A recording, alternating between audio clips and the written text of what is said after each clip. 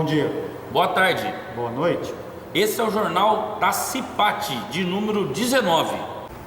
Bom, agora com vocês, o nosso médico do trabalho, Dr. Durval, esclarecendo algumas dúvidas sobre saúde. É com você, Durval.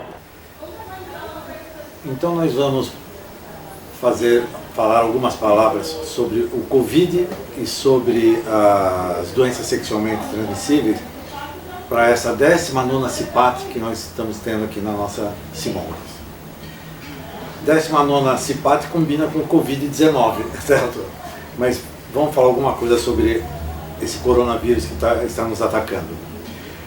Rapidamente, algumas informações. O coronavírus é um vírus já antigo e ele é comum tanto em animais como na espécie humana.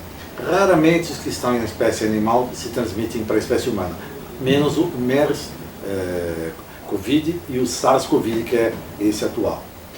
O início dessa pandemia se iniciou em Wuhan, lá na China, foi em novembro ou dezembro de 2019.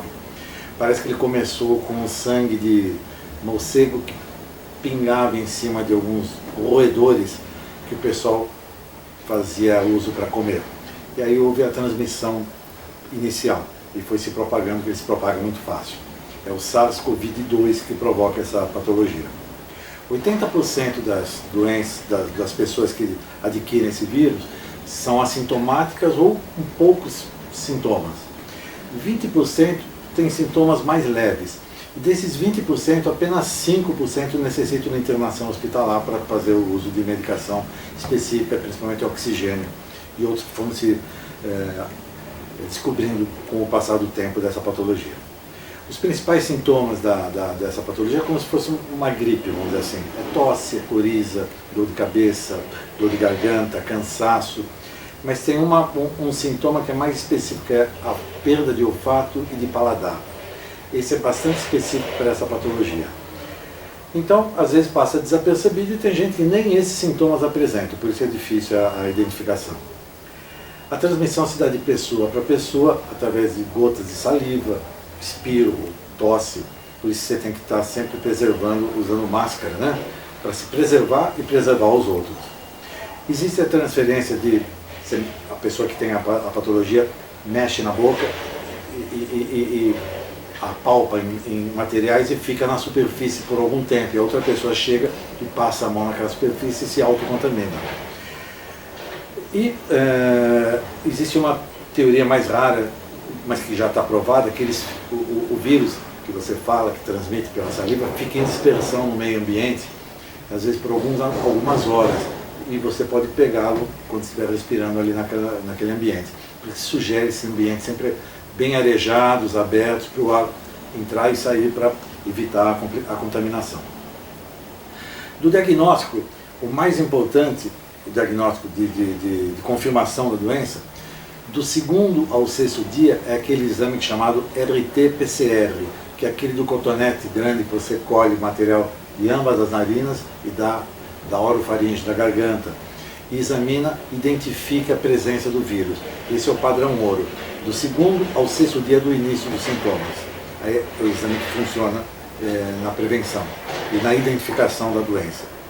A partir do 7º dia, esse exame já não funciona mais porque a carga viral em vias aéreas já está diminuída. Então aí entra a sorologia, que é um exame de sangue, que você mede o IgG e o IgM. IgG é imunoglobulina G, IgM é imunoglobulina M. A imunoglobulina M, quando está aumentada, é sinal que você está em fase de atividade da doença. E a imunoglobulina G, quando está aumentada, é sinal que você já teve a doença e está teoricamente imunizado. Não sabemos por quanto tempo, e nem sabemos se é para sempre, e nem sabemos a durabilidade dessa resistência que você adquiriu adquirindo a doença, tá certo?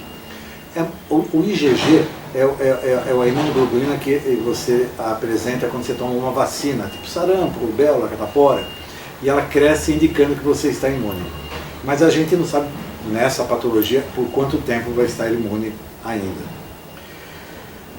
A mortalidade é bem grande a partir dos 50, 60 anos, principalmente a partir dos 60 anos. É quase 85% dos casos de morte que existem na população geral.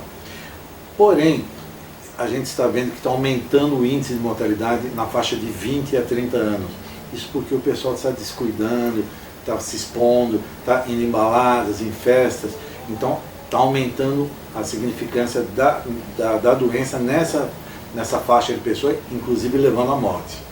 A transmissibilidade dessas pessoas e de crianças, para eles adquirirem a doença, é rara, mas eles transmitem com muita facilidade para pessoas mais idosas. Por isso o cuidado deve ser tomado para não transportar essa doença para casa e levar pessoas, o pai, a mãe, o avô, as pessoas mais idosas.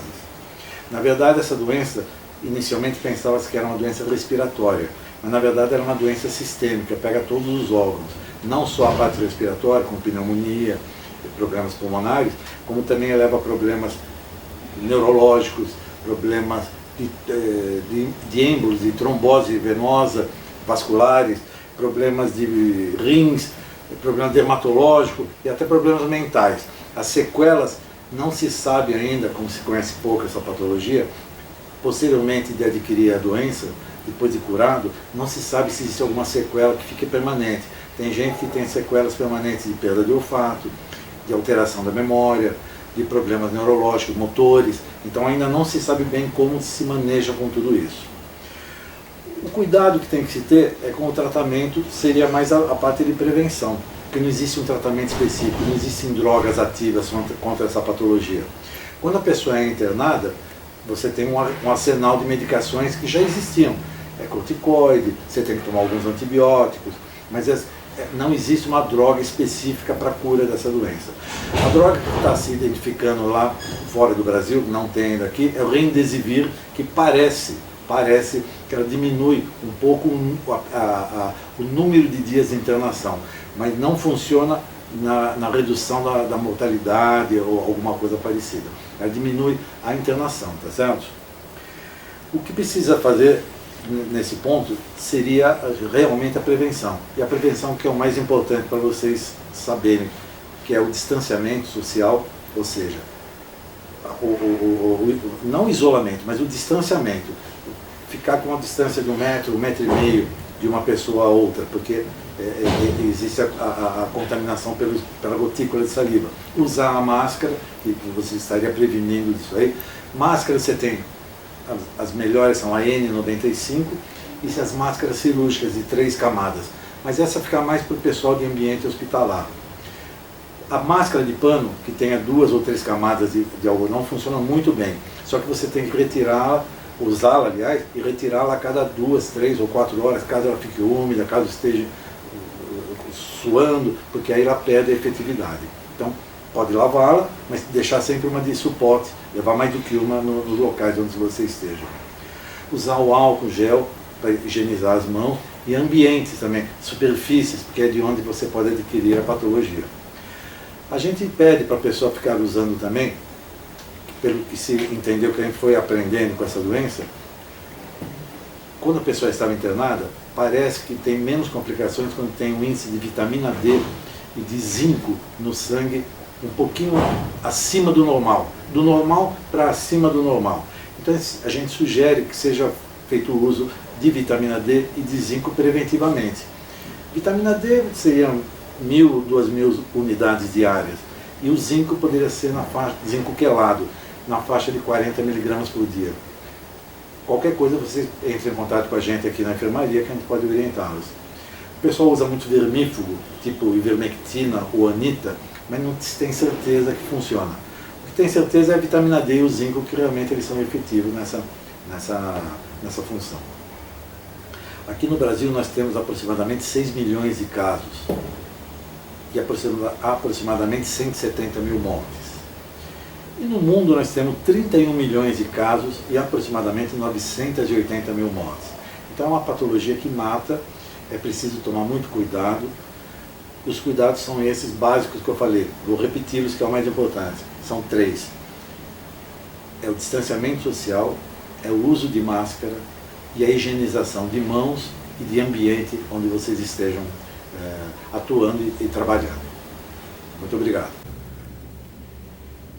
Vamos dar uma parada para o doutor respirar, já já retomamos o nosso raciocínio sobre o assunto IST.